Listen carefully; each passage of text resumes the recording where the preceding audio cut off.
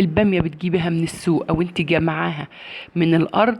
بتجيبي اللي قرنها احمر وناعم والصغير او وسط، علشان خاطر الكبير بيبقى شيخ ما بيبقاش قلبه فيه بامية، بيبقى قلبها فاضي. الكبيرة ديت الناس بتاخدها للحشو بس. هتجيبي اذا جبتي الوسط بتقمعيها وتقطعيها اتنين، واذا جبتي الصغيرة بتقمعيها وتسيبي القرن سليم زي ما هو. عندك مية مغلية هتضيفها فيها البامية وانت بتجيبيها. تجيبيها الناعمة، ما تجيبيهاش اللي بتشوك، علشان خاطر اللي بتشوك دي مبيبقاش طعمها حلو خالص في الاكل. المية مغلية هضيفها بس فيها تاخد غلوة واحدة بس، وبعد كده هصفيها. انا عايزاها بس تنزل اي ميكروب فيها ومطرح ايادي الناس وبس، انما عايزاها المادة اللزجة اللي فيها تفضل زي ما هي. ما بتغسليش البامية بعد ما بتصفيها، علشان خاطر المادة اللزجة دي هي اللي فيها القيمة الغذائية بتاعت البامية.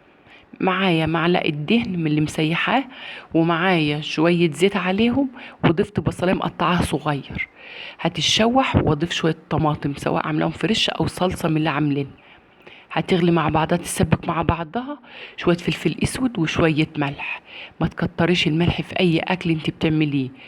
العادب بيتداوى، انما الحادق ما يتدواش. اي اكل حادق ما بتعرفيش تداويه. هتغلي غلوة التسبيكة، وبعد كده نضيفها للبامية. في الوقت ده البامية هتغلي. في التسبيكة دي أكون أنا جبت قرن فلفل أخضر قطعته صغير أو عملته في الكبة، وبعد كده ومعاه فصين توم، وهضيفهم عليها في الآخر. بيخلوا طعمها خرافة. القرن الفلفل ده بيخلي طعمها حلو. عندك حتة لحمة هتضيفها عليها.